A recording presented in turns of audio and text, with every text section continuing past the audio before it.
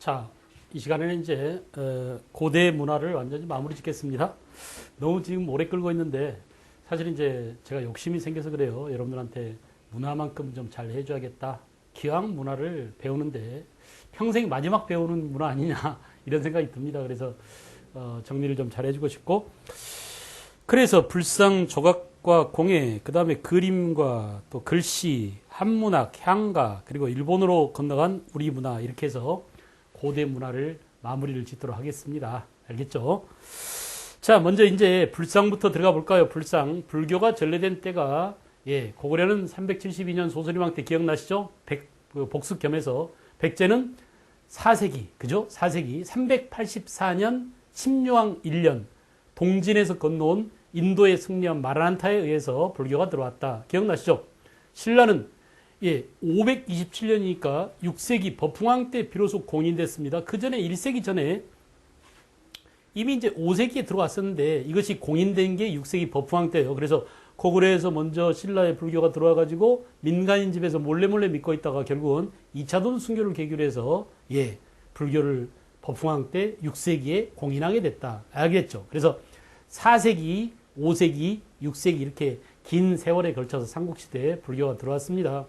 여러분, 불교가 들어온다는 것의 의미는 불교 사상만 들어온 게 아니라 여러 가지 불교 문화와 관련된 불상이며 탑이며 절 건축이며, 그죠? 불교 그림이며 이런 것들이 함께 들어왔는데 그 중에 지금 보려고 하는 것은 불상입니다. 불상 조각.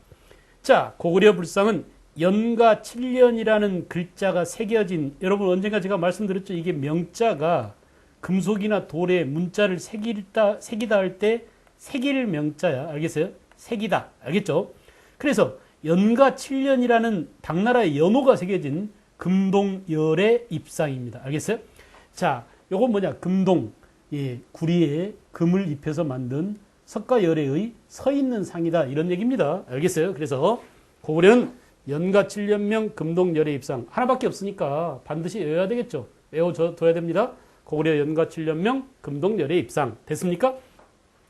백제는 그 유명한 서산 마의 삼존불상. 그래요. 바로 이 서산에 있는 마의 삼존불상 아주 유명하죠. 그죠? 신라 기와에 그 천년의 미소가 있다면 백제 불상에, 이렇게 서산에 있는 마의 불상에 백제의 미소가 있습니다. 이 백제의 미소는 아주 소박하고 아주 그냥 해맑게 웃고 있는, 그러니까 뭐 불상이 비집고 있는 표정이, 우리가 이제 뒤에 또 나오는 그 미륵보살 반가 사유상 같은 경우는 어떤 진리를 깨닫는 열반의 경지에 이르는 그런 어떤 기쁨의 표현인데, 서산 마의 삼존불상은 그런 게 아닙니다. 굉장히 그냥 아주 소탈한, 그냥 허허 이렇게 웃고 있는, 마치 백제 그 촌부가 지금의 충청도 서산, 충청도 촌부가 아버지 돌 굴러가요 하면서 말이지 장난거리게 이렇게 웃고 있는 그런 해맑은 백제의 미소입니다. 소박한 백제의 미소라고나 할까요? 알겠죠? 그래서 백제의 미소로 유명한, 그렇습니다. 제가 요즘 이제 가끔씩 이렇게 마을버스를 탄다든지 또는 공중 교통기관을 이렇게 지하철 같은 데 이렇게 타보면 사람들의 표정을 좀 유심히 봅니다. 저도 이제 나이가 꽤 먹어서 얼굴 표정 관리를 좀 해야 됩니다. 링컨이 그런 말 했잖아요. 나이가 40이 되면은 그 자기 얼굴에 책임을 져야 된다. 그러니까 결국은 인생의 삶의 역정이 얼굴에 나타나는지 모르는데 우리나라 노인들은 지금 너무 화가 많이 나 있어요. 그러니까 이렇게 전철역에 이렇게 앉아서 보면 앞에 앉아있는 사람들의 모습이 전부 다 화난 표정이야. 저기다가 백제의 미소를 좀 더 씌워줬으면 어떨까. 그 소박한, 그 해맑은 그런 미소가 좀 있었으면 어떨까. 알겠죠? 얼굴이 늙는 것하고 미소를 띤 얼굴하고 전혀 상관없습니다. 늙다고 미소가 안 나오나요? 그죠? 근데 이제 제 고등학교 은사님 가운데 시인이신 분인데 정말 그 당시 아마 연세가 지금 제 또래쯤 됐는데 정말 자유로운 미소를 띠고 국어 선생님이셨는데 교실에 들어와서 이게 첫 모습이 미소를 띈 모습이에요. 근데 너무나 자유롭고 평화로워서 그분 얼굴만 봐도 공부하고 싶은 마음이 절로 나고 존경심이 절로, 말 한마디 안 해도 웃고 있는 그 모습이 너무 아름다워요. 연세가 드셨지만 얼굴에 주름이 있지만 세월의 흔적이 이마에 주름으로 파여 있지만 그 아름다운 그 티 없는 미소가 참 좋았습니다. 그래서 저도 좀 그런 미소를 본받으려고 하는데 잘 나오지 않아요. 알겠어요? 어떨 때는 말이야 시대의 분노, 어떨 때는 전두환 새끼 때문에 성질나고, 어떨 때는 말이야 이명박 이 새끼 때문에 성질나고 알겠죠? 박근혜 때문에 성질나고 이렇게 성질날 일들이 많아서 그런지 요즘 노인네들은 특히 젊은 세대 때문에 성질이 많이 나 있을 것 같아요. 여러분 한번 곰곰이 생각해 보십시오. A가 너무 없어졌잖아요. 그러니까 우리 또래 또는 그 이상 되신 연배의 어른들이 볼 때 요즘 아이들은 정말 싸가지 없습니다. 그죠? 너무 제멋대로고요. 너무 A도 없고 염치도 없고 상식도 없고 이런 애들이 비일비재하니까 제 또래나 그 이상의 사람들이 교육받았을 때하고 너무나 다르잖아. 그렇다고 말이지 젊은 애들을 혼내거나 또 뭐 훈계를 하거나 하면은 봉변을 당하기 십상입니다. 두들겨 맞거나 그죠? 중학생들한테까지도 말이지 봉변을 당하니까. 그래서 어디다 화풀이도 못하고 그런 어떤 시대에 분노하는 그런 모습이 얼굴에 담겨 있는데 그래도 참 절에도 많이 가고요. 산에도 많이 가고 그럽니다. 제가 이제 제 또래 친구들이나 그런 연배 사람들한테 그런 얘기를 해요. 야, 산에 가거든. 부처님 얼굴 좀 보고 와라. 그래서 부처님 얼굴을 많이 본받고 그 부처님의 자유로운 미소를 본받고 내려와라. 산에 괜히 가냐? 맑은 공기 마시고 피톤치드 영향 받아서 뭐 심신이 치료된다는데 우선 네 얼굴부터 고치고 와라. 이런 말을 많이 합니다. 그죠? 여러분도 절에 가거든. 부처님은 미소를 한번 쫙 들여다보고 저런 표정이 나올 때 마음은 어떤 마음을 갖고 있을까? 이걸 좀 생각해 보십시오. 알겠죠? 그래서 우리가 그냥 막연히 시험 문제 잘 풀어야 돼, 공부 잘해야 돼, 합격해야 돼, 취직해야 돼, 뭐 이런 생각, 이런 각박한 생각보다는 알겠어요? 공부하면서 진리를 깨달으면서 또는 문화 수준이나 내 정신적 가치를 알겠어요? 높이는 그런 일을 함께 하면은 얼마나 좋습니까? 그죠? 그래서 공부도 더 잘 되고 오래 기억에 남기도 하고 알겠죠? 그런 의미에서 선생님이 지금 이런 말씀을 드리는 겁니다. 백제의 미소, 해맑은 미소, 웃는 얼굴에 침 못 뱉는다고 하잖아요. 그래서 여러분들도 웃는 얼굴을 많이 연습을 하십시오. 그냥 되는 게 아닙니다. 자기 수양이 있어야 부처님처럼 이렇게 돌을 닦는 정도는 아니더라도 적어도 하나의 인격체로서 내가 쉽게 화내지 않고 중용의 마음을 지키고 알겠죠? 나를 통제할 수 있다. 그리고 내가 밖으로 표현되는 나를 부드럽게 인상 지을 수 있다라는 정도의 경지에 이르러야 그런 미소가 나오는 것이지 그냥 쉽게 나오는 미소는 아닙니다. 자, 정리합시다. 고구려는 연가 7년명 금동열의 입상. 백제는 뭐라고? 서산, 마해, 삼존불상 둘밖에 없어요. 나라 하나에 불상 하나야. 그러니 쉽죠. 그죠? 삼국시대 얘기입니다. 신라 때는 뭐냐? 경주 배리 석불 입상이 있고 배리, 경주 배리에 있는 석불 입상. 경주 배리 석불 입상과 함께 또 미륵보살 방가 사회상은 신라만이 아니라 삼국이 공통으로 만들었던 한국시대에 널리 유행했습니다. 고구려 백제 신라에서 공이 만들. 여기 이제 서산 마해 삼존불상의 오른쪽에 있는 협시불인가 그 부처님도 바로 이 미륵보살 방가 사유상의 미륵보살 사유상의 모습을 띠고 있다고 그래요. 알겠죠? 그래서 고구려에도 백제에도 신라에도 있는데 특히 이제 신라의 미륵보살 방가 사유상이 유명한 것은 일본의 미륵보살 방가 사유상 때문에 그렇죠. 여러분 일본의 교토에 유명한 고류사라는 절이 있는데 이 고류사에 미륵보살 반가 사유상이 있습니다. 아주 그냥 우리나라 국립박물관에 있는 미륵보살 반가 사유상하고 똑같습니다. 근데 우리는 뭐냐? 우리는 금동 미륵보살 반가 사유상이야. 알겠어? 우리는 금동 미륵보살 반가 사유상입니다. 자, 부처님마다 이름이 다 있습니다. 그 이름을 짓는 원리도 말이죠. 다 정해져 있는 거예요. 금동이란 뭐냐? 금동이란 구리에 금을 칠해서 금빛이 나는, 알겠죠? 그 다음에 이제 그 주인공 이름이 여기 나와요. 누구예요? 미륵보살이에요. 미륵보살. 그래서 미륵보살에 대한 사유상. 원래 이 방가 사유상은 석가모니께서 출가하기 이전에 태자로 있었다고 그러죠. 왕자님으로 있었다고 그러죠. 그러면서 어느 날 문득 밖에 외출했는데 중생들이 그냥 병들고 생로병사의 고통에 찌들어 있는 그런 모습을 보고 야, 내가 세상을 헛살았구나. 저들을 위해서 어떤 일을 해야 될 것인가라고 이렇게 사유해서 그래 맞아. 내가 나가서 도를 깨우친 다음에 중생을 구제해야겠다라고 결심하고 그때 그 사유하면서 띈 그런 미소라고 하는데 알겠어요? 그런 태자 반가 사유상 거기서 유래된 것이랍니다. 석가모니에.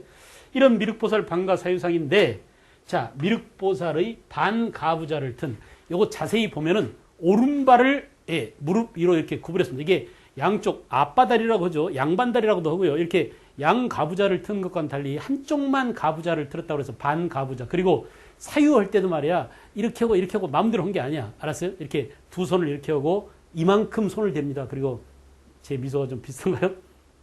그 찰나에 얼굴에 떠오르는 그 미소란 흉내낼 수 없습니다. 사실은. 어느 정도 흉내낼 수 없느냐. 여러분 봐보세요. 우리가 이제 세계 문화유산 가운데 조각 백미라고 하면은 주로 그리스나 로마의 조각품을 많이 듭니다. 그런데 이 그리스나 로마의 그 대리석에 조각되어 있는 이런 조각을 한 방에 보내버린 사람이 있습니다. 누구냐? 바로 독일의 유명한 20세기 그 철학자 칼 야스퍼스라는 사람이, 이 칼 야스퍼스가 일본에 왔어요. 당시 일본에 와서 이제 교토에 있는 교토 고류사라는 절에 있는, 예, 여기는 목조 미륵보살 반가 사유상이죠. 사유상을 봤습니다. 그리고 그 야스퍼스가 완전히 깜놀이었어요. 깜짝 놀랐습니다. 이야, 세상에. 이게 말이야. 이 사람이 실존주의 철학자잖아요. 실존하는 인간의 그런 그 어떤 평화로운 모습의 극치를 보여주는 작품이다라고 해서 극찬을 아끼지 않았습니다. 알겠죠? 이게 1800 몇 년대 일본에서 일본 국보 1호로 지정됐거든요. 메이지 주신 이유인가요? 아마 그 일본 국보 1호로 지정된 것이 바로 목조 미륵보살 반가 사유상인데, 이걸 구경을 왔던 야스퍼스가 세계에서 최고 잘 만들어진 조각품이다 라고 이렇게 극찬을 아끼지 않았어요. 근데 그 얼마나 이게 이제 대단하냐면, 여러분들도 그림을 보면 깜짝 놀랄 겁니다. 너무너무 아름다워요. 근데 이 아름다움에 그냥 그 몰입해가지고 현혹된 어떤 중학생인가가 수학여행 와가지고 달려들어서 이 생각하고 있는 미륵보살 반가 사유상을 껴안았는데 손가락인가 하나 부러졌어요. 그래가지고 훼손이 될 만큼 사람들이 이렇게 몰입하고 빨아들이는 그런 힘이 있다고 합니다. 알겠죠? 그런 매력이 있는 그런 아름다움을 띠고 있다고 그래요. 그런데 문제는 이것과 똑같은 모양의 미륵보살 반가 사유상이 우리는, 너네는 교토 고류사에 하나 있지만 우리는 뭐냐? 부지기수로 있다. 그죠? 우리 이제 국보 78호하고 국보 83호가 둘 다다 미륵보살 반가 사유상. 이게 83호가가 삼산관이라고 그래요. 삼산관. 그래서 미륵보살 반가 사유상의 머리에 쓰여 있는 관 모습이 이렇게 세 개의 모습으로 이렇게 되어 있는 거. 산 모양의 관이 세 개도 되어 있는 거. 이게 이제 미륵보살 반가 사유상의 모습. 어때, 좀 비슷합니까? 여기까지밖에 못 그리겠어요. 그 다음은 너무 복잡해. 알겠죠? 여기다 이제 손을 이렇게 하고 있겠죠? 가부좌를 틀고 있을 겁니다. 이렇게. 그죠? 오른발을 왼쪽에 올려놓고 이렇게 앉아있는 그런 모습이 너무 좀 추하게 그려졌는데, 하여간 비슷합니다. 78호는 이게 이 삼상관이 아니고 아마 탑 모양으로 이렇게 삐쭉삐쭉 나와 있어요. 알겠죠? 이렇게 돼 있는데, 둘 다 아름답기가 말할 수가 없습니다. 근데 차이점이 뭐냐? 일본 거는 나무로 조각한 것이고, 우리는 뭐예요? 구리로 조각한 거야. 그러니 누가 환수입니까? 나무가 훨씬 더 부드러운 재질이죠. 그래서 잘 매끄럽게 다듬고 할 수 있는데, 구리로, 이건 주저한 거 아니겠습니까? 그래, 안 그래? 그러니 그 기술이 우리가 한 수입니다. 그리고 우리의 기술이 이게 이쪽으로 전파돼 갔다. 뭐냐? 이 목조의 이 목이 일본에는 없는, 알겠어요? 우리 한국에만 있는 붉은 소나무, 적송으로 만들었대. 알겠죠? 그러니 말이야, 일본 놈들이 직설은 못합니다. 야, 이거 너네 나라 이런 나무 있어? 이 재질의 나무 있어? 없잖아. 우리 한국 토종 소나무인 적송으로 만든 미륵보살 반가 사유상이에요. 그러니 칼 야스퍼스가 세계 지상 최고의 평화로운 미소를 띠고 있는, 알겠어요? 최고의 조각품이다라고 극찬한 그 미술품마저도, 일본의 국보 1호마저도 결국은 뭐냐? 우리나라 사람들이 건너가서, 특히 이제 신라의 이 78호인가? 이거 아주 유사합니다. 모양이. 그래서 이렇게 금동 미륵보살 반가 사유상이 아주 유명합니다. 여러분 알겠죠? 그래서 이제 그 사유상이라고 하는 게 생각하는 건데, 서양의 사유상도 있습니다. 서양의 사유상은 그 유명한 생각하는 사람 있잖아요. 그래 안 그래? 로댕인가? 근데 로댕에 생각하는 사람은 여러분이 잘 알지만 지옥문에 이렇게 그려져 조각된 것입니다. 연옥에서 말이야, 연옥에서 방황하는 인간 군상들, 그러니까 천당도 아니고 지옥도 아니고 그 중간계에서 방황하고 막 살려달라고 아우성치는 그 모습을 보고 있는 로댕에 생각하는 남자는 어때요? 아주 표정이 아주 더럽습니다. 지랄 같습니다. 인상이 그냥 험악한 인간 쓰고, 아이고 저것들이 왜 저러고 있을까, 이런 모습인데 우리는 그게 아니야.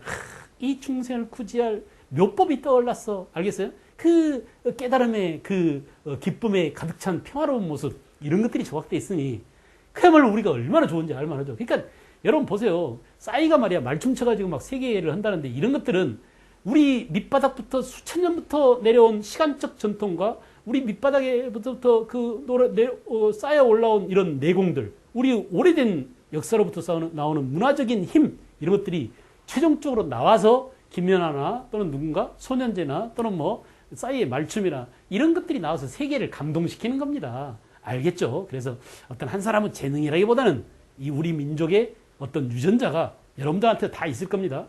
여러분들한테 다 있는데 그런 유전자 가운데 어떤 것들을 내세워서 갈고 다듬어야 세계 속에 내가 경쟁력이 있는가라는 것을 잘 생각해 보십시오. 제가 말이에요.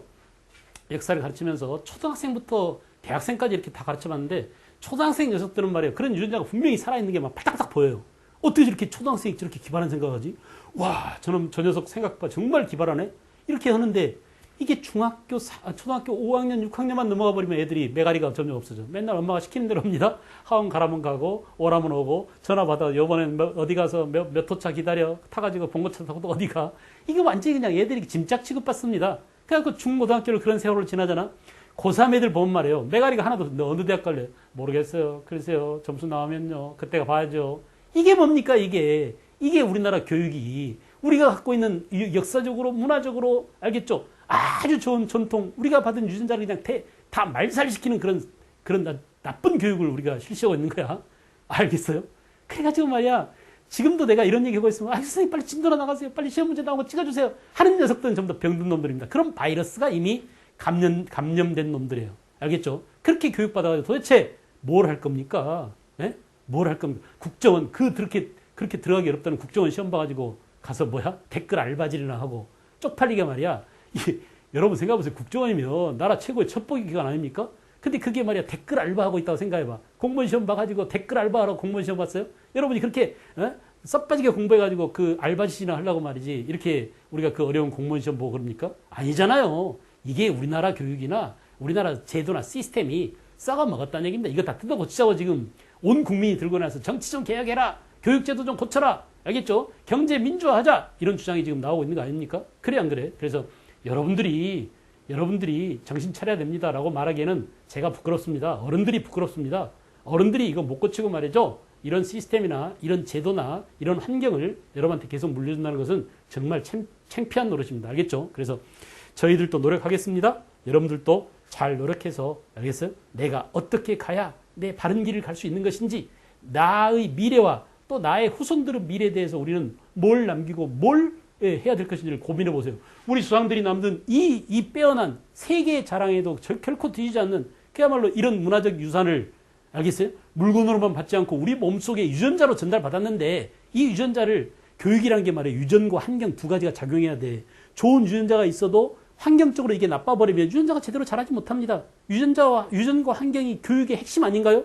그래 안 그래? 타고난 유전적 성격과 교육 환경이 잘 작용해서 뛰어난 창의적인 인재를 만들어내는데 야 창의 경제 한다고 경제가 창의적으로 되냐? 주커버크인가 페이스북 만든 사람 데려와서 대담한다고 창조 경제가 될까? 웃기는 겁니다 이거. 지네들이 계산하고 조작해서 될 문제가 아니에요. 결국은 뭐예요? 펀더멘탈 밑바닥부터 교육을 초등 때부터 대학생들까지 교육을 잘 시켜야 되는데 교육이 아주 엉망지랄 개판입니다. 알겠죠? 이래가지고 무슨 창조 경제가 됩니까? 집불 정치도 제대로 못한 놈들이 경제를 어떻게 창조합니까? 말도 안 되는 소리죠. 괜히 지금 어디로 이쪽 밀보살 방가 사유성 가지고 괜히 흥분했어요. 역사가 우리한테 물려준 유산이 너무 좋은 게 많은데 우리가 못난 후손이 이걸 말이야 나라를 반토막 내고 결국은 제대로 계승시키지도 못했고 발전도 못 시키고 이런 모습을 보고 있죠. 자, 그 다음에 이제 이게 바로 시험에 그대로 나올 수 있습니다. 연가 7년명 이 뒤에 쓰여져 있어요. 이게 이제 광배라고 그러죠. 이 광배 뒷면에 연가 7년명 금동열애 입상이라고 새겨져 있고요. 어느 나라 거라고 그랬죠? 시험에 물을 때는 뭘 물어? 어느 나라 거냐? 이걸 묻습니다. 고구려. 알겠어요? 뭐가 쓰여 있다고? 연가 7년이라는 알겠어요? 당나라의 연호 알겠죠? 7년 이런 기록이 글자가 새겨져 있다라는 점. 그 다음에 이제 이거 보세요. 얼마나 아름답습니까? 그래서 이렇게 이 미소를 우리가 백제의 미소라고 합니다. 이 충청도 촌놈처럼 웃고 있죠. 그래 안 그래? 아무 끔이 없습니다. 그러니까 아까 얘기한 미륵보살 방가 사유상은 깨달음이랄지 그 심오함 그리고 철학적 실존과 그것에 대한 고뇌 그 고뇌를 벗어난 그 찰나의 어떤 아름다움 이게 있는데 여기는 그런 게 없어요. 그냥 보이는 대로 아주 편하게 웃고 있습니다. 여기 봐봐. 이게 이제 반가부자를 들고 있는 그래 안 그래? 봐봐라. 백제에서도 이렇게 미륵보살 반가부자상이 어디에 있어요? 여기에 서산 마의 삼존불 뒤에 협시불이라고 하죠. 협시불 모습 속에 이렇게 반가부자를 들고 이렇게 사유하는 이런 모습의 불상이 새겨져 있다는 점을 못 보셨죠? 그동안에는. 그냥 이거 보느라고 이거 못 봤을 겁니다, 아마. 그 다음에 이제 이게 바로 유명한, 이건 삼산관이야. 알겠죠? 이게 83호 겁니다. 83호. 알겠어요? 국보 83호. 우리 국보 83호가 일본에는 뭐야? 국보 1호입니다. 알겠어요? 그러니까 뭐 국보 1호, 2호가 무슨 의미가 있겠습니까만은 우리 국보 1호는 뭐예요? 우리 국보 1호는 숭례문이었죠? 그게 창피하게 불타버렸잖아요. 그래 안 그래? 정말 자존심 상한 일입니다. 알겠어요? 뭐 국격 찾고 그러는데 나라가 말이야. 제 나라의 중요한 문화재 하나도 제대로 지키지 못하는 그런 나라입니다. 알겠죠? 83호. 자, 그 다음에 이제 통일신라와 발해 남국시대의 불상과 공예로 갑시다. 자, 볼까요? 우리가 이제 발해 같은 경우는 고구려를 많이 계승했다. 그쵸? 예, 영권문이 기와도 그렇고요. 발해의 석궁도 그렇고요. 발해의 돌사자상도 그렇고요. 그죠? 또는 뭐 굴식 돌방무담 이런 것들이 전부 다 또는 뭐 모주림 천정구조 이런 것들이 전부 다 발해는 고구려를 계승한 점이 많다라고 했는데 자, 보자. 흙을 구워서 만든 불상이라고 합니다. 둘이 부처둘이 나란히 앉아있는 불상이라고 해요. 그래서 이걸 뭐라고 하느냐. 흙을 구워서 만든 이것을 이불이라고 그래요. 이게 이자가 진흙 이자입니다. 진흙으로 만든 불상이다 이거야. 그리고 병좌, 나란히 앉아있다를 병좌라고 그래요. 오케이, 알겠어요? 그래서 이거 뭐라고? 이불병자상이라고 한다. 이게 그러면 어디 거냐? 발해 거다. 여러분, 부처 두 개가 나란히 조각되어 있는데 흙을 구워서, 진흙을 구워서 만든 그런 불상, 이불병자상. 어디 거라고? 발해. 끝이야, 끝. 알겠죠? 발해, 이불병자상. 헷갈리지 않도록 이름을 잘 외워두십시오. 병좌는 뭐라고? 나란히 앉아있다. 알겠죠?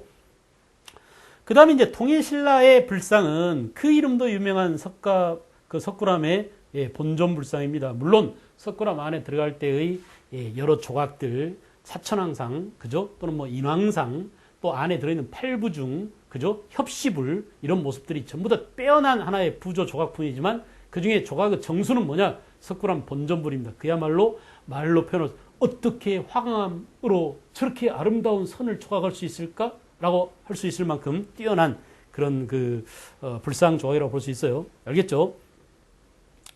그 다음에 조각으로 합니다. 발해의 조각은 무늬벽돌 기와와 석등이 있습니다. 그죠? 발해의 벽돌, 연꽃 무늬가 새겨져 있는 벽돌이죠. 그 다음에 기와, 또 석등, 이런 것들이 아주 시험에 잘 나오는 게 발해 석등입니다. 뒤에 이제 그림이 나오니까 여러분들 그림 보면 금방 알 수 있을 거예요. 아, 이게 발해 거구나. 석등 시험에 나오면 발해밖에 없습니다. 왜냐하면 선생님, 다른 나라도 석등이 있잖아요.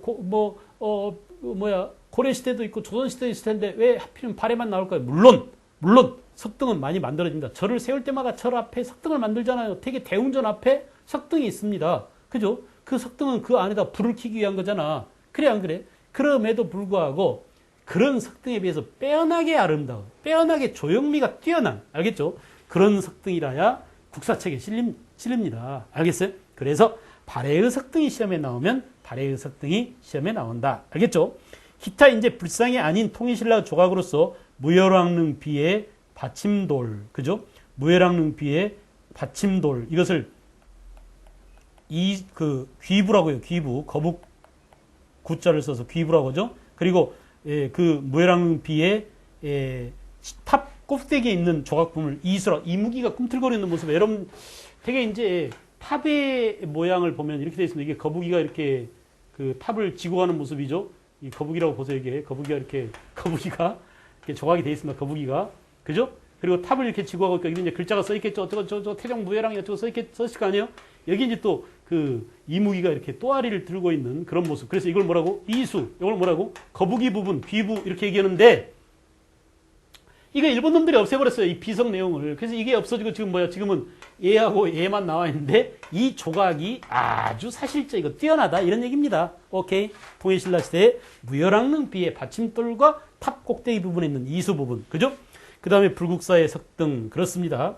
자, 아까 제가 석등 그러면 발해 석등이 나온다고 그랬는데 불국사 석등보다는 발해 석등이 더 중요하고 이 발해 석등과 쌍벽을 이루는 시험에 나오는 석등은 법주사에 있는 쌍사자 석등이에요. 왜? 구별이 가능하기 때문에 시험에 나온다 이거야. 알겠죠? 다시 얘기합니다. 발해의 석등은 규모도 클 뿐만 아니라 석등이 그 아름다움이 대한민국 대표라서 말이에요. 시험에 나오고요. 또 하나 뭐냐? 이 법주사 쌍사자 석등은 여러분 봐봐. 선생님 이제 그 그림을 좀 못 그리지만 시간도 없고 그러니까 대충 여러분들이 제가 콩떡처럼 그래도 찰떡처럼 알아들으세요. 알겠죠? 자, 되게 이제 이렇게 석등 모습이 있습니다. 이게 이제 돌로 돼 있죠. 이렇게. 그리고 이렇게 이 안에 이게 이제 사각형으로 돼 있을 거 아닙니까? 이렇게. 이 안에다가 이제 우리가 촛불을 켤 수 있는 거죠. 뭐 이런 모습으로 이렇게 조각이 돼 있잖아. 그런데 이 밑에 있는 받침 부분 어때요? 사자 4마리가 딱 이렇게 받치고 있다니까. 이렇게 사자, 이게 사자들이야. 이게 사자예요. 사자 이렇게 4마리가 받치고 있는 석등을 쫙 받치고 있는 모습. 이게 뭐라고? 이게 언제 만든 거다? 통일신라 시대에 만든 거다. 알겠어요? 그래서 속리산 법주사 쌍사자 석등. 여러분, 속리산 법주사 그러면 시험에 나올 게 2가지 있습니다. 하나는 뭐야? 거기에 있는 팔상전. 이건 언제 거냐? 조선 17세기 외란 이후에 국가가 세워진 건축물로 아주 유명합니다. 알겠죠? 원래 조선시대는 불교를 억압해서 억불숭유 그랬잖아요. 그럼에도 불구하고 외란 이후에 뭡니까? 속리산 법주사 팔상전, 구례 하엄사 각항전, 그리고 김제 금산산 밀전 이 3개의 전각을 세워줍니다. 불교. 알겠죠? 그래서 외란 이후에 조선시대에 세워진 건물로서 법주사 팔상전이 유명하고요. 또 하나 법주사에서 시험에 나올 게 바로 뭐라고? 이 쌍사자 석등이 있다니까. 알겠어요? 그래서 미안해요. 사사자가 아니라 쌍사자입니다. 미안해요.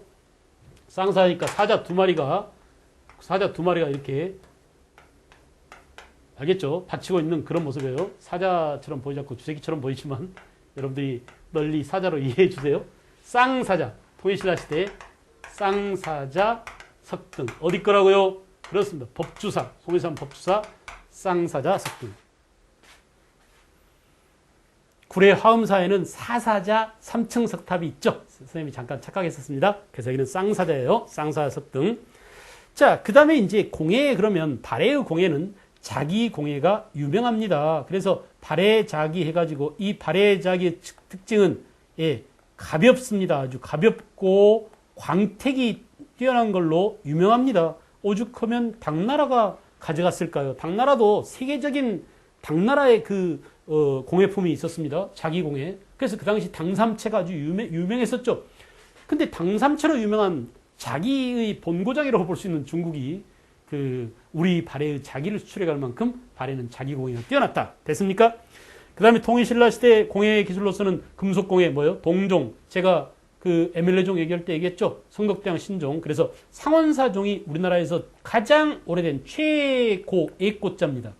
그리고 상원사종을 모델해서 만든 성덕대왕 신종. 이게 일명 뭐라고 그랬더라? 잘했어요. 이게 에밀레종인데 이게 뭐냐? 이게 가장 오래된 것이 아니라 가장 뛰어난 높을 꽃자입니다. 알겠죠? 최고 수준의 우리나라 금속공예 1등입니다. 백미. 금속으로 만든 모든 것들 중에 제일 뛰어난. 알겠어요? 그게 바로 뭐라고? 성덕대왕 신종이. 왜? 선생님 백제 금동대학로도 있잖아요. 선생님 신라의 금관도 뛰어나잖아요. 상대가 안 됩니다. 왜 상대가 안 되냐? 걔네들은 말이야 그냥 눈으로 보이는 것밖에 없어 뛰어난 게. 근데 얘는 뭐야? 눈으로 보는 것 말고 귀로 듣는 소리까지. 그러니까 우리가 문학적으로 말하면 공감각적이야. 알겠죠? 시각과 청각과. 알겠어요? 또 그 안에 들어있는 설화 전설 이런 것들까지 스토리가 있는. 그래 안 그래? 그래서 엄청난 성덕대왕 신종입니다. 에밀레종. 됐습니까? 이거 봐라. 이거 불상이 이거 뭐예요? 2개의 불상이 그죠? 진흙으로 만든 이불이야. 이불. 이자가 진흙 이자입니다. 불상 진흙으로 만든 이불 병좌. 나란히 앉아있는 게 병좌예요. 알겠어요? 그래서 이불 병좌상 이 그림이 나오면 어디 거다? 발해라는 것. 제일 중요한 것은 어디 거냐입니다. 어디 거다? 발해. 됐죠? 그 다음에 이제 여러분 영권문이 기화입니다. 그죠? 이건 어디 거겠어요? 그렇습니다. 이것도 발해의 영권문이 기화라는 거. 알겠죠? 벽돌도 나올 수 있으니까 잘 알아두세요. 아까 제가 그렸던 그 그림입니다. 이 거북이. 맞죠? 이게 귀부고, 이게 뭐라고요? 이게 이수라고 합니다. 이게 어디 거라고, 누구 거라고요? 태종 무열왕, 그죠? 예, 무열왕릉에 있는 탑비에 비석은 정작 없어지고 이수와 귀부가 남아있다. 조각으로서 통일신라거라는 걸 꼭 기억하십시오. 뛰어난 사실적인 미를 보여주고 있다. 여기 나왔습니다. 이게 어디 거야? 그렇군요. 이게 속리산 법주사에 있는 법주사 쌍사자. 이 사자 두 마리가 멋있게 근육질을 자랑하면서 서 있죠. 그리고 이렇게 석등을 쫙 받치고 있습니다. 알겠어요? 이게 국보급이니까 이렇게 전각 안에 보존해 놓고 있습니다. 저 앞에 보이는 이 건물이 바로 속리산 법주사 팔상전인 것 같은데 긴가요? 하여간 그 건물이 좀 다 안 나와서 잘 모르겠습니다. 자, 그 다음에 이제 여러분, 그 다음에 글씨와 또 그림, 음악 이런 쪽으로 가봅시다. 고구려 글씨는 광개토장릉 비문이 유명하고 외울 필요 따로 없겠죠. 여기에 이제 예서체로 된 한문 예서체로 된 1800여 자의 글씨가 새겨져 있다는 거 다 압니다.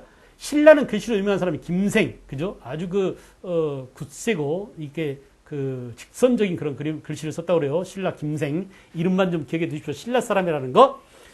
그 다음에 이제 그림으로서는 유명한 천마도. 여러분, 이 천마도는 다시 강조합니다. 안장에, 그죠? 장리, 진흙이 튀는 것을 막기 위한 그런데 그려진 그림인데 벽화가 아니다라는 것을 꼭 기억하십시오. 솔거는 신라와 화가로 유명하죠. 이 솔거가 그려놓은 소나무 그림에 진짜 소나무인 줄 알고 이 미련한 참새떼들이 앉으려고 하다가 머리를 쳐받아가지고 죽기까지 했다는 그런 A가 전해놨고, 그건 뭐야? 사실적인 그림이다라는 것을 반영해주는 얘기입니다. 화엄경 변상도는 화엄경 알죠? 화엄경 그러면 누구가 생각납니까? 의상에. 그래 안 그래? 화엄종의 대가가 바로 의상 아닙니까? 화엄 일승 법계도 그러면 의상에 그 210 몇 자로 되어 있는 글씨로 마련된 그림이라고 그랬죠. 그죠? 그 다음에 이제 이 화엄경 변상도는 이 화엄경의 내용이 쉽지가 않습니다. 만만하지가 않습니다. 그래서 그 주변에 뭐예요? 그 그림을 그려서 이해를 돕기 위한, 알겠어요? 이런 그림이 있습니다. 두루마리 불경이 그림을 그려놨어요. 화엄경 변상도. 이게 신라 거로서 유명하고요. 음악은 고구려 왕산악, 검은고로 유명한 왕산악.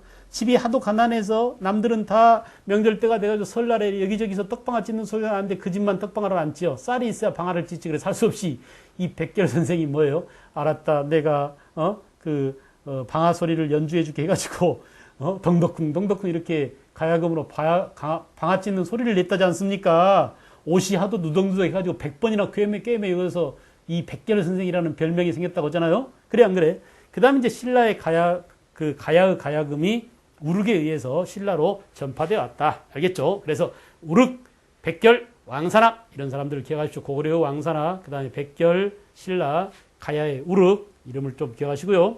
무용은 고구려는 고분벽화의 무용 그림, 무용총에 있는 무용 그림을 통해서 우리가 고구려 무용이 얼마나 빼어나냐라는 것을 알 수 있습니다. 이제 무용을 전공하는 교수 가운데, 서울대학교 교수 가운데 지금 이제 연세가 많아요.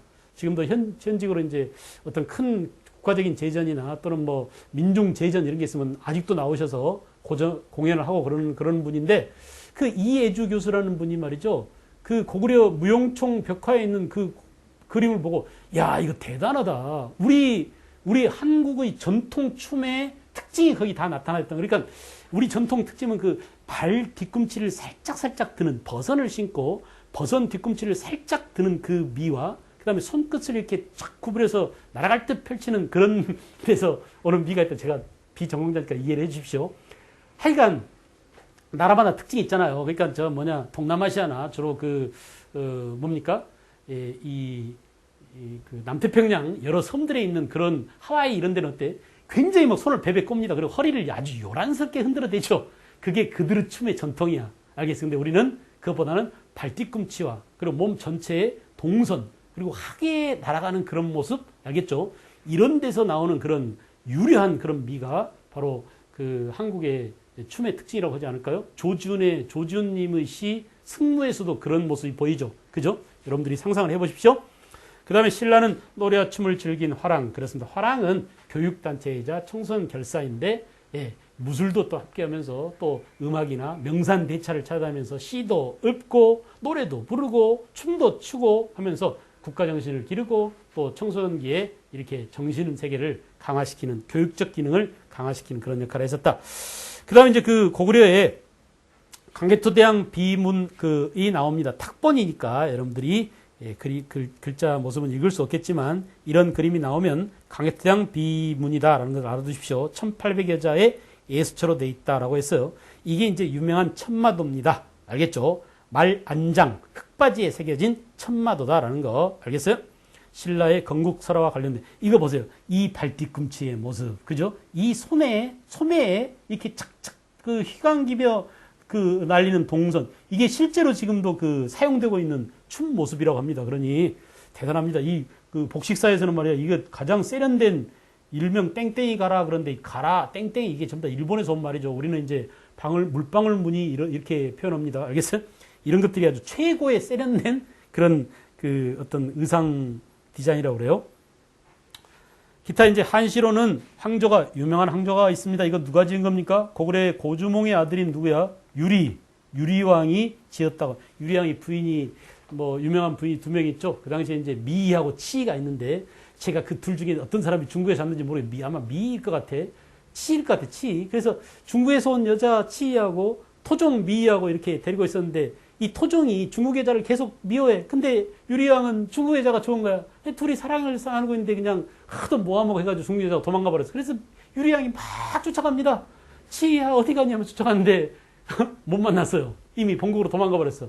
그래도 그냥 그 숲속을 헤매고 있는데 그 숲속 위에서 그 깨꼬리인가 뻐꾸기인가 깨꼬리겠죠. 뻐꾸기는 아니겠죠. 깨꼬리 두 마리가 날아가면서 서로 암수가 자웅이라고 그러죠. 암놈 순놈을 그냥 그 사랑을 속삭이면서 아름다운 소리를 내고 있는 거예요. 그러니까 펄펄 나는 깨꼬리도 짝을 지어서 재밌게 노는데 짝을 잃은 나는 돌아갈 길이 뭐 어떻구나 이런 노래가 바로 유명한 황조가 아닙니까?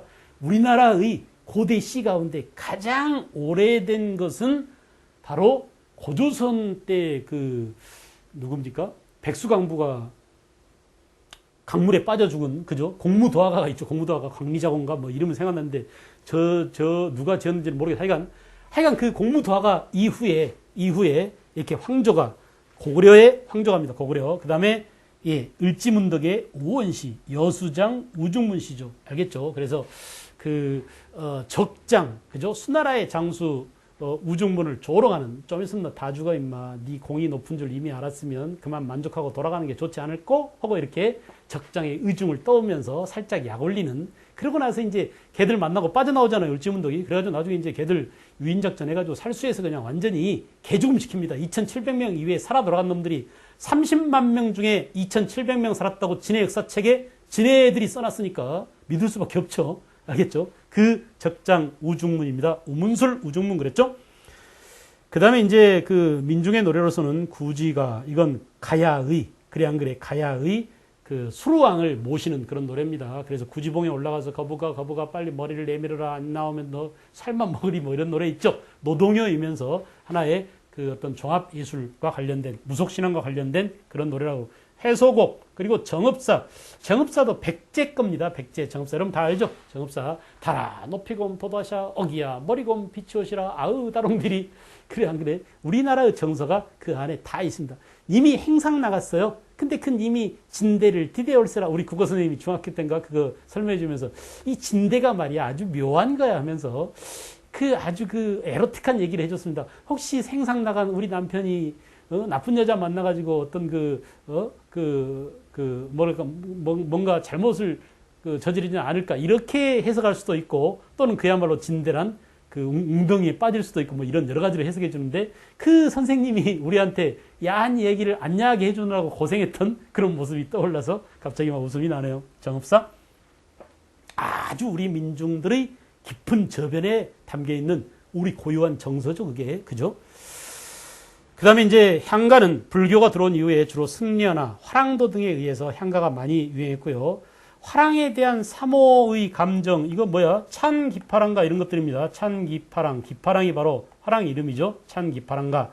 형제 간의 우애를 담은, 그래 안 그래? 그래서 뭐예요?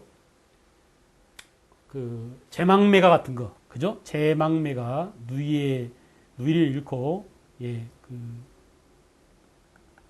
미타 차례 가서 다시 만나자. 내가 가서 도착하면 기다리리. 이렇게 그 동생이 누이의 죽음을 이 우애를 쓴 그다음에 불교에 관한 신앙심 이런 것들이 전부 다 뭐 찬기파란가 모죽지란가 이렇게 화란에 대한 사모곡이고 기타 이제 여러 가지 향가들이 지어졌다라는 점.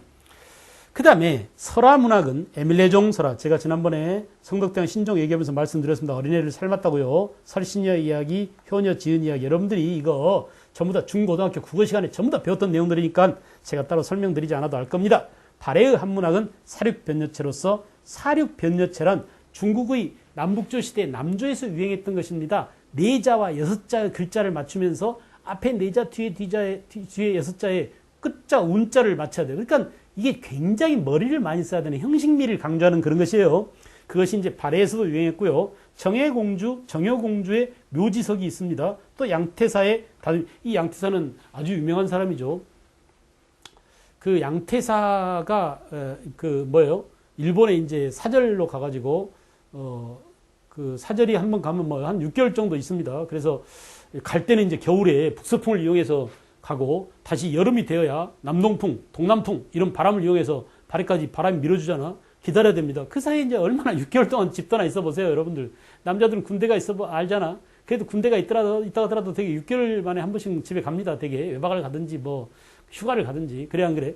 그런데 6개월 정도 고국을 못 가고 있는데 저 멀리서 다듬이 소리가 들리는 거야. 다듬이 소리 여러분 아세요?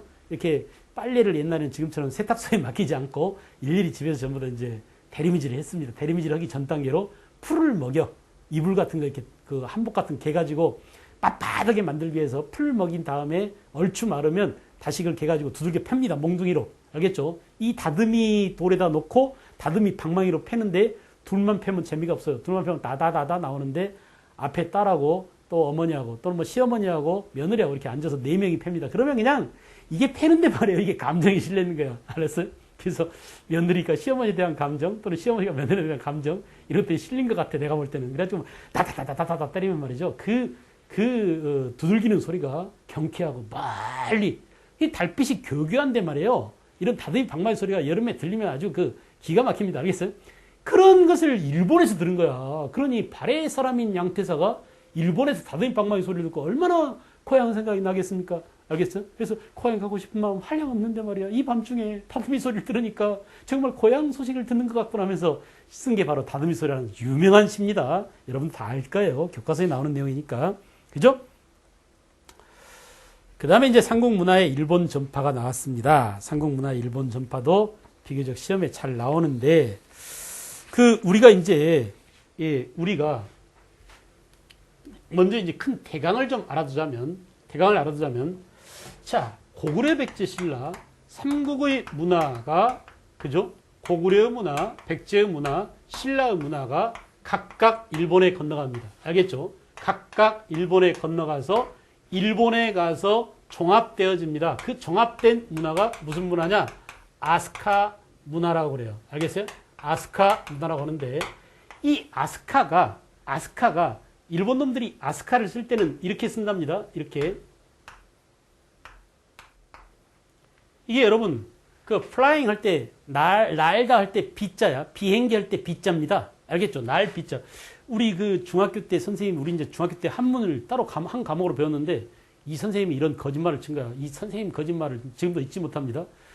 연세도 많은 그 당시 도서관장을 하시면서 한문 선생님이셨는데 되게 자애롭고 인자롭고 우리한테 뭔가 많이 심어주려고 그랬어요. 남자로서 기상 또는 뭐랄까 한문을 재밌게 배우는 법을 가르쳐 주려고 많이 노력했던 것 같아요. 저도 이제 영향을 상당히 많이 받았는데 이 양반이 말이에요. 첫째 시간에 들어와서 이제 한문 글씨 쓰는 법을 얘기하는데 야 얘들아 너네들 있잖아. 나중에 장가갈 때 이쁜 색시를 얻고 싶으면 이 비자를 잘 써야 된단다 라고 하면서 비자를 가르쳐 주는 거야. 첫 시간에. 알겠어요? 그래가지고 말이에요. 이 비자를 잘 써야 된다고 얘기하는 거야. 근데 그러니까 얘들이 말이야 눈에 그냥 쌍심지를 켜고 빗자를 쓰느라고 이쁜 색시 얻으려고 이 멍청한 놈들이. 알았어요? 우리가 선생님의 거짓말에 속아 넘어간 거야. 결국 뭐냐 이렇게 잘 쓰잖아요. 그래 안 그래? 근데 이 안에 한자가 갖춰야 될 모든 요소가 다 있다. 그러니까 이렇게 옆으로 긋는 거, 밑으로 삐쳐내리는 거, 점 찍는 거, 선 밑으로 긋는 거, 이쪽으로 긋는 거 이게 다 들어있답니다. 그래서 애들로 하여금 하나의 먹이를 놓고 낚시를 준 거야, 낚시를 준 거야. 야, 이쁜 색시 얻으려면 이 글자를 잘 썼나. 이렇게 해가지고 그냥 죽어라 그냥 이걸 몇백 번씩 썼던 기억이 나는데, 그래도 제 글씨만큼은 그 색시를, 이쁜 색시를 얻었다고 생각합니다. 혹시 우리 집사람이 들으면 안 되니까요. 자우지간. 이게 비자야, 비자. 이게 날아가다 할 때, flying 할 때, 날 비자입니다. 날 비자. 알겠어요? 비. 그 다음에, 예. 아스카를 쓸 때는 이렇게 씁니다. 이게 뭐냐? 조자입니다. 조. 세 조자야. 그래서 이거 보세요. 이거 보세요. 우리가 조나 비는 이거 뭐야? 예, 음이라고 그러죠. 읽을 때 비조라고 읽고 한자로 읽을 때. 그리고 뜻이 뭐라고? 뜻이 이게 날 비자 세 조자 이건 뜻이잖아. 훈이라고 하죠. 뜻. 그죠? 그러니까 우리는 이것을 비조라고 읽는데 일본 놈들은 이것을 읽을 때 일본식으로 한자를 읽을 때 뭐라고? 아스카라고 읽는다 이거야. 그런데 아스카의 뜻이 뭐냐? 이게 날 새다 이런 뜻이 됩니다. 알겠어요? 그러므로 날이 새는 날 새는 곳의 문화야. 알겠어요? 아스카 문화란 결국 이 뜻 그대로 자면 날 새는 곳. 우리는 여기서 이걸 알 수 있어요. 자, 고구려 백제 신라 이 세 나라가 일본으로 사람들이 자꾸 건너갑니다. 일본으로. 여러분 보세요. 우리는 한 지역에 살면서 다른 지역으로 가는 이유가 있습니다. 하나는 뭐냐? 정치적 박해를 피해서 이민을 갑니다. 망명을 떠나거나. 알겠어요? 예. 또 말이야. 또 그것이 살기 어려워져 가지고 더 좋은 땅을 찾아서 신천지를 찾아서 개척하러 갑니다. 우리가 이제 유럽에서 대서양을 떠나서 아메리카 대륙으로 떠난 사람들이 메이플라워를 타고 청교도가 맨 처음에 건너갔죠. 그래 안 그래? 얼마나 많은 사람들이 신천지를 찾아서 아메리카 대륙으로 갑니까? 예, 그런 것처럼 우리나라 사람들이 왜 고구려 사람, 백제 사람, 신라 사람들이 일본으로 건너갔을까요? 당연합니다. 고구려 백제 신라가 살고 있던 우리가 가장 치열하게 전쟁이 전개됐던 4세기, 5세기, 6세기, 7세기를 보세요. 이때는 말이야.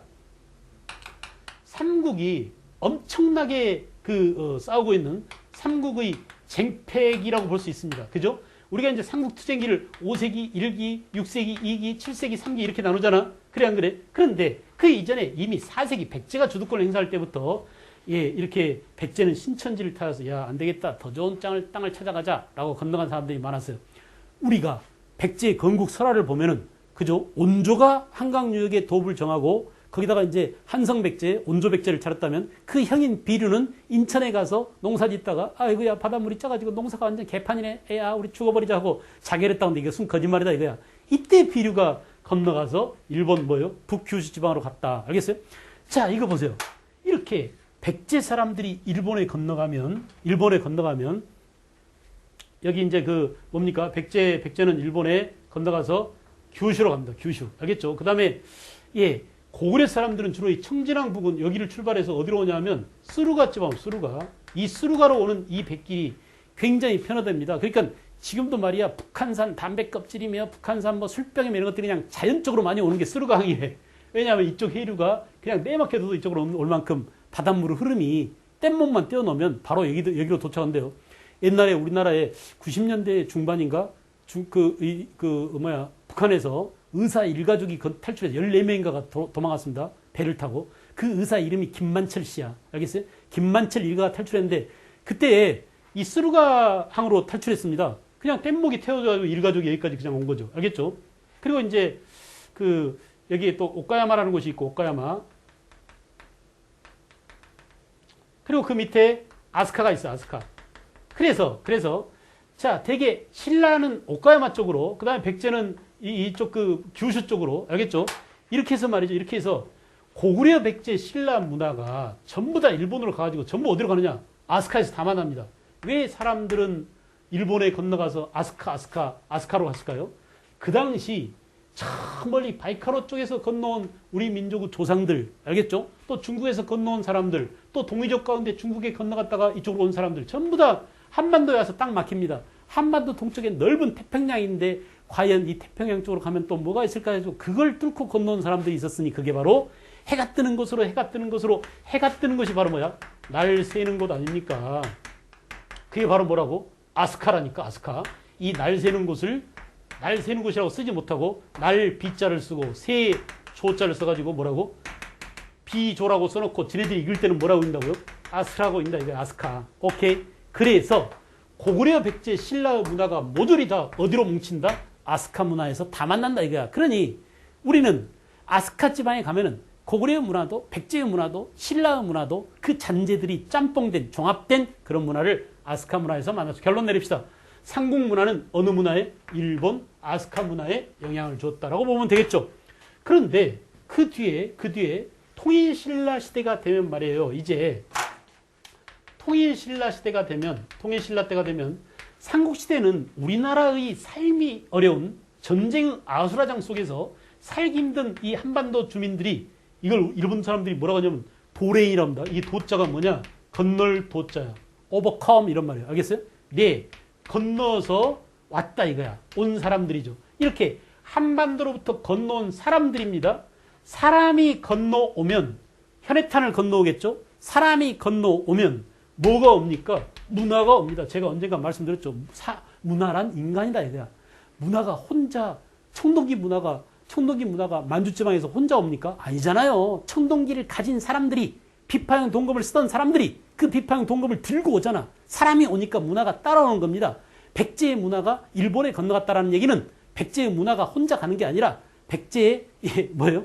금동 미륵보살 방가상을 만드는 사람이 일본에 건너가서 일본에서 만들어주든지 백제에서 만들어 갔든지 이렇게 사람이 건너갔다는 것을 의미한단 말이야. 이해하시겠죠? 됐어요? 넘어갈까요? 알겠죠? 그래서 이렇게 통일 삼국시대는 한반도에서 일본으로 넘어간 도레인들이 많았는데 반대로 통일신라 때는 뭐냐? 일본 놈들이 적극적이었어요. 그래서 일본 놈들이 이때는 뭐냐? 견당사하고 견실라사를 파견. 이 견자는 파견하다, 보낸다 이런 말이야. 알겠죠? 당나라에 사절을 보내거나 신라에 사절을 보내서 일본보다 수준 높은 신라나 당나라의 문화를 배워갔어요. 알겠죠? 그래서 통일신라는 뭘 배워갔을까? 불교입니다. 불교. 여러분 생각해봐. 통일신라 시대 불교 그럼 누구야? 대표가 원효입니다. 원효의 사상을 배워갔어요. 알겠죠? 또 불교 이외에 한문학도 배워갔어요. 한문학. 그래서 여러분이 잘 아는 강수, 답, 설인기서로 유명한 당나라까지 이름을 날린 명문장가로 유명한 설인기한테 그 유명한 답장을 쓴 답설인기서의 강수 아닙니까? 강수라든지 원효의 아들인 설총이라든지 이두를 그 정리한 사람이 설총이라고 그랬죠. 이런 사람들의 한문학이 건너갑니다. 알겠어요? 그래서 일본에 건너가서 일본의 무슨 문화에? 하쿠호 문화의 성립에 영향을 주더라. 통일신라 시대에는 일본의 하쿠호 문화에, 삼국시대의 문화는 고려백제 신라 세 나라 문화가 건너가서 일본의 아스카 문화에 영향을 주었다. 구분할 줄 알 것. 오케이. 자, 그럼 이제 구체적으로 이 가로를 채울 것들이죠. 고구려는 뭐가 갔나? 백제는 뭐가 갔나? 보겠어요. 고구려는 불교 사상 그렇습니다. 고구려에서도 많은 승려들이 건너가서 일본한테 불교 영향을 많이 주죠. 해관이라든지 해자라든지 담직은 너무나 유명합니다. 금당벽화로 유명한 담직 아닙니까? 그래 안 그래? 금당벽화. 호류사 절에 있는 금당벽화를 고구려 승려 담직이 그렸다. 알겠어요? 여러분 금당벽화라는 김동리 소설도 알죠? 그래 안 그래? 그 다음에 이렇게 학문이나 미술을 전파했고요. 다카마스 고분벽화. 제가 이제 천문학 얘기하면서 기토라 고분 얘기했는데 이 기토라 고분에서 멀지 않은 곳에 다카마스 고분이라고 있습니다. 이 다카마스 고분은 그 여인네들이 말이에요. 귀족 여인네들이 나들이를 하는가 봐요. 근데 이제 양산, 요즘으로 말하면 이렇게 양산을 받쳐가는 그런 장면입니다. 근데 이것과 아주 흡사한 게 고구려 수산리 고분벽화가 있어요. 그러니까 이거 봐라. 이거 너무나 닮았다. 너무 닮았다. 알겠죠? 그래서 이것도 고구려 고분의 수산리 고분의 벽화 영향을 받은 것이다. 이렇게 얘기될 수 있는. 알겠어요? 그 다음에 백제는 뭐냐? 삼국 문화 가운데 가장 많은 영향을 준. 다시 말하면 일본의 아스카 문화 성립에 가장 많은 영향을 준 게 백제다. 아스카 문화의 어머니의 나라가 어디냐? 백제다 이거야. 알겠어요? 그래서 4세기는 아지키와 왕인은 이제 전라남도 영암 사람이죠. 영암 구림에 왕인 박사가 출생했다고 그러는데 아지키, 왕인 이런 사람들이 한문학, 논어, 천자문 이렇게 유학을 보급해줬고요. 그 다음에 6세기 노리사측이 잘 알아두십시오. 최초로 일본의 불교를 전한 사람은 바로 6세기 백제에서 건너간 노리사측이랍니다. 이름이 특이하잖아요. 백제의 노리사측에. 그 다음에 아까 말씀드린 고류사 미륵보살 반가 사유상, 그죠? 호류사 백제 관음상, 이게 전부 다 결국은 우리 백제가 일본 아스카 문화에 영향을 준 것입니다. 신라는 배 만드는 기술, 특이합니다. 배 만드는 기술, 이거 조선술 그러잖아. 세계 1, 2위를 다툽니다. 우리 한국이 1위라면 일본이 2위를 하고 배 만드는 기술, 일본이 1위를 하면 한국이 2위를 하는데, 일본은 이미 1차 대전과 2차 세계대전을 치르면서 수만 톤급의 군함도 만들고 말이죠. 이미 조선술이 뛰어났습니다. 빼어났었어요. 세계적으로 아주 유명한 해양 국가잖아. 그래 안 그래? 그런데 출발이 훨씬 늦은 우리가 조선 건조율 세계 1위를 다툰다는 얘기는 그만큼 우리의 조선술이 뛰어났다는 얘기입니다. 알겠어요? 그래서 일본을 약호를 많이 죽여놨었죠. 제방 쌓는 기술, 이거 다른 말로 뭐라고? 쌓을 축자입니다. 제방 제자입니다. 축제술이 발달했다. 됐죠? 특별히 좀 알아두세요. 조선술, 축제술. 그 다음에 통일신라 때는 견신라사를 일본이 신라에 파견했다 이거야. 그래서 일본이 적극적이었다. 그래서 불교, 유교 문화를 전파해 갔는데 강수, 설총, 불교는 누구라고? 원효. 그죠? 심상, 이름을 좀 알아둘 것. 일본 화엄종의 우리 통일신라의 심상. 아하, 그렇군요. 통일신라 시대 화엄교 교단을 확산시키고 화엄종을 완성한 사람은 의상이지만 의상 뒤에 누가? 심상이 일본 화엄종에 영향을 주었다라는 것 잘 기억하십시오. 일본 놈들이 우리한테 이렇게 얻어먹은 게 무지개 많습니다. 고대로부터 말해요. 고려시대도 말할 것도 없고요. 조선시대는 더 말할 것도 없고요. 이렇게 우리한테 그냥 문화적으로 의뢰를 받은 놈들이 말이야. 배은망덕에도 유분수지. 그래 안 그래? 그래서 일본 놈들 어떻게 처리할 것인지를 정말 고민을 많이 해야 됩니다. 저도 지금 평생 고민하고 있는데요. 여러분들도 주변에 있는, 옆에 있는, 그렇다고 딴 데로 이사가게 할 수 없잖아요. 앞으로 함께 살아야 될, 또 우리 후손들도 저놈들하고 함께 살아야 되는데 우리가 알겠어요? 어떻게 저들과 함께 살아갈 것인지 앞으로 여러분들이 고민을 많이 해보시기 바랍니다. 알겠죠? 예. 여기까지 하고요. 다음 시간에 이제 중세 문화로 또 넘어가겠습니다. 문화 대장정을 하고 있는데 이제 겨우 고대 문화 하나 고개를 넘었네요. 다음 시간부터는 중세로 또 들어가서 재밌고 신나게 여러분과 함께 문화 산책을 해보도록 합시다. 수고했습니다.